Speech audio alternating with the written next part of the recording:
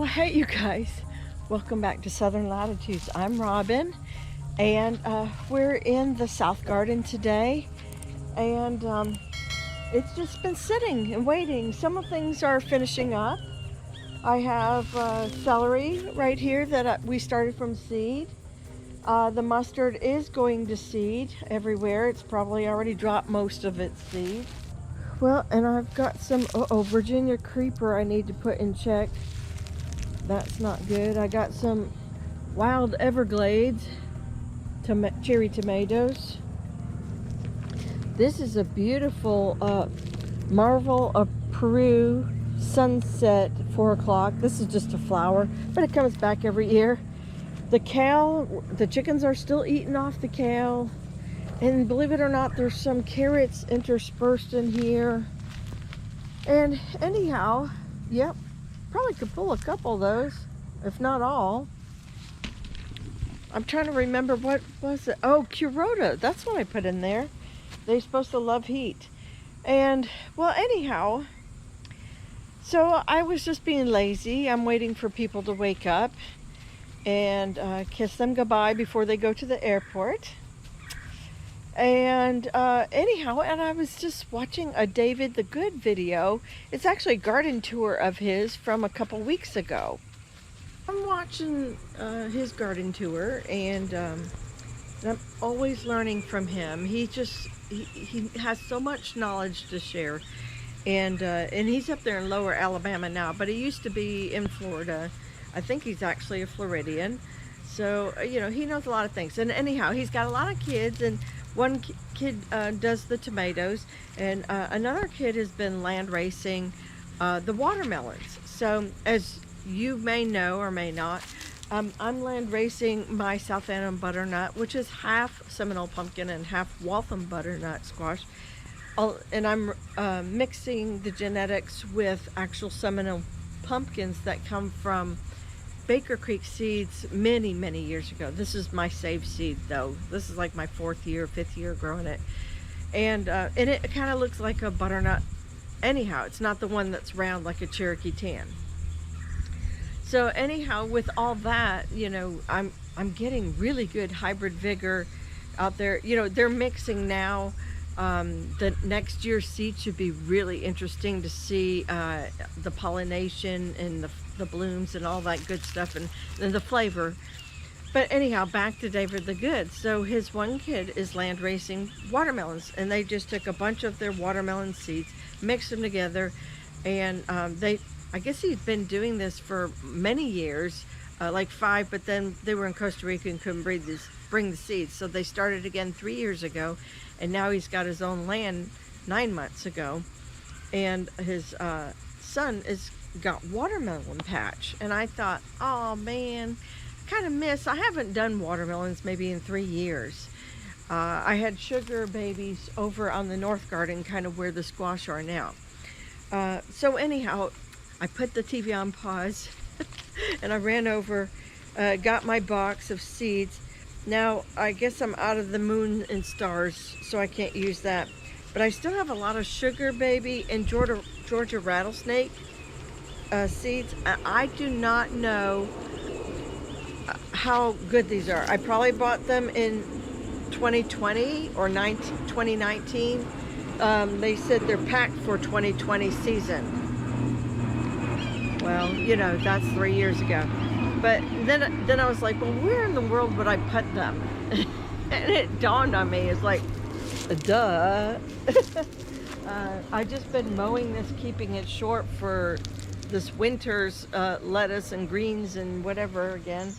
And I thought, why am I doing that? I might as well, I mean, this is practically a ground cover if you get the vines going and no fruit. But then if you get the fruit going too, that's a bonus.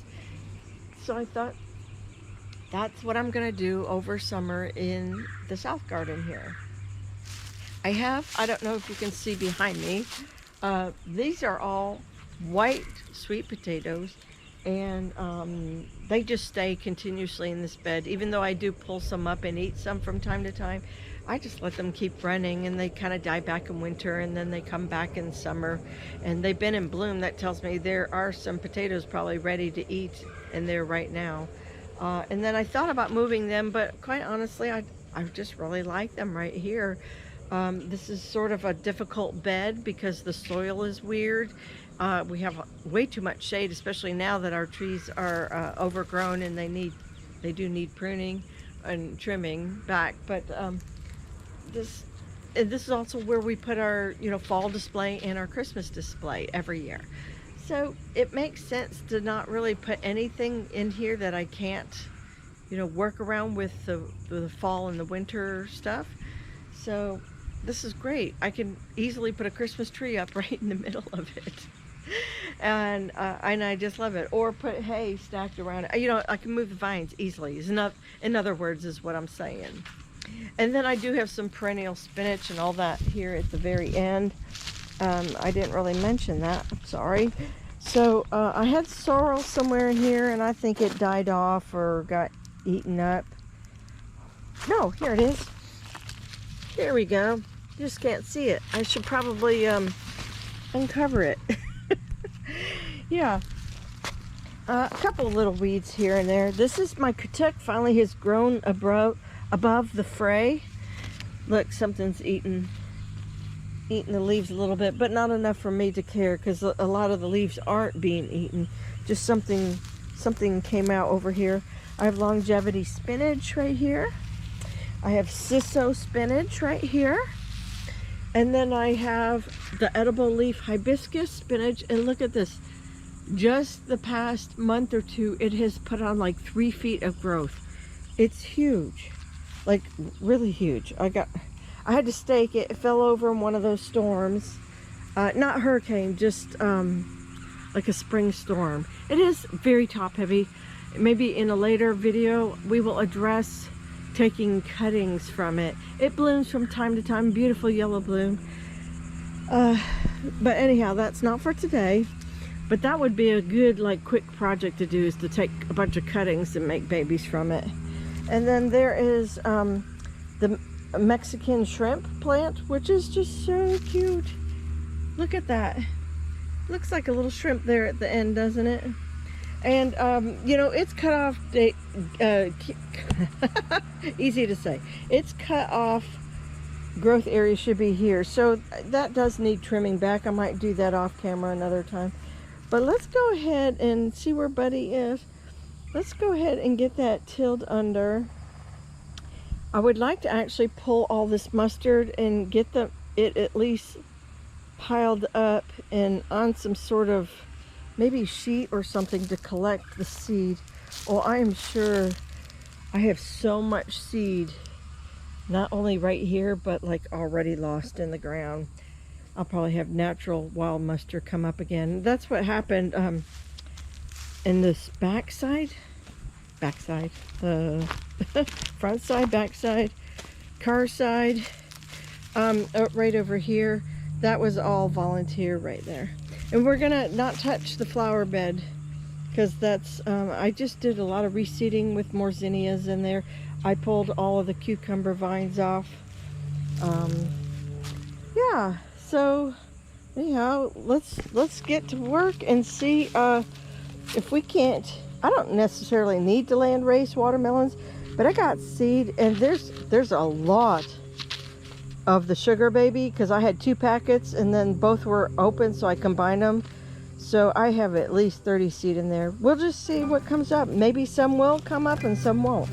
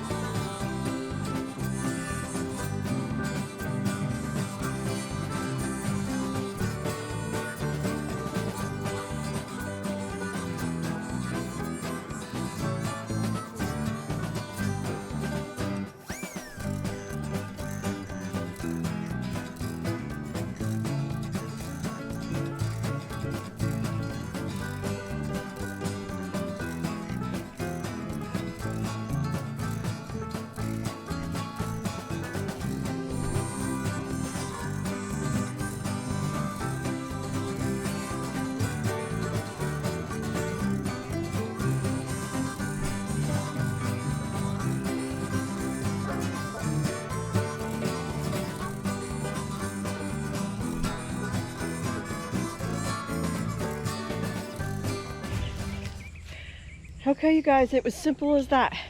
About 20 minutes worth of work, which is about all I needed in this heat.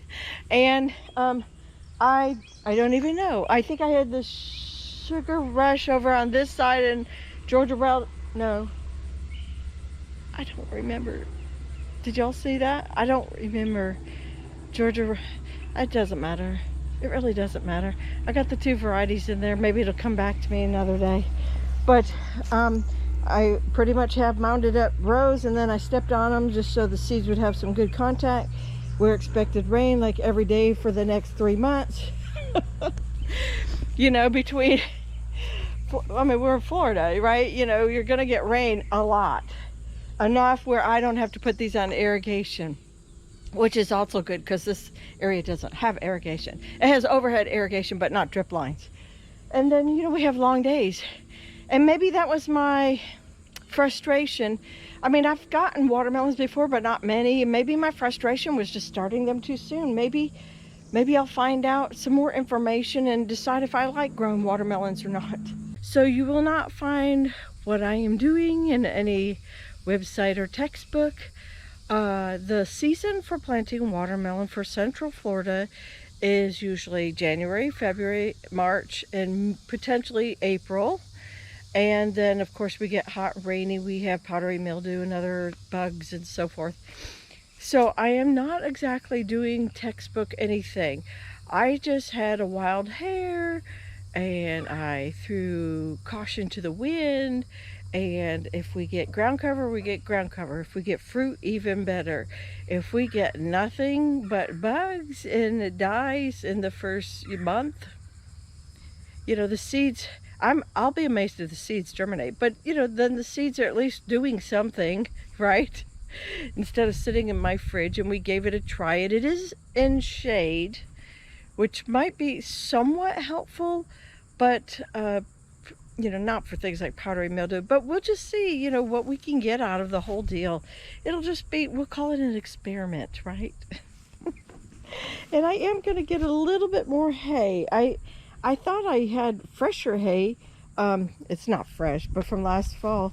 And then I realized, oh my gosh, it's like super decomposed. I barely had any to put down on the walkways. And then I would like to put something else, you know, maybe oak leaves that are been mulched up, you know, on the actual watermelon rows. I don't know, but I gotta go buy another bale when I go on up to the airport today. But for right now, look at poor Bud, man. He's hot. He's ready to go in, go see his people. Also, I just wanted to show you, these were the Kuroda carrots. Not much going on. So, you know, they are out of season. They don't really grow real big in Florida anyhow, and they don't grow really well, you know, like, that scared me. They don't grow well in summer. It really like an overwintering carrot kind of area of the country. So anyhow, you guys, that's it. I think I'm gonna get some noise here soon, so we'll end the video here. Take care, God bless, and I'll see you in the next one. Bye-bye.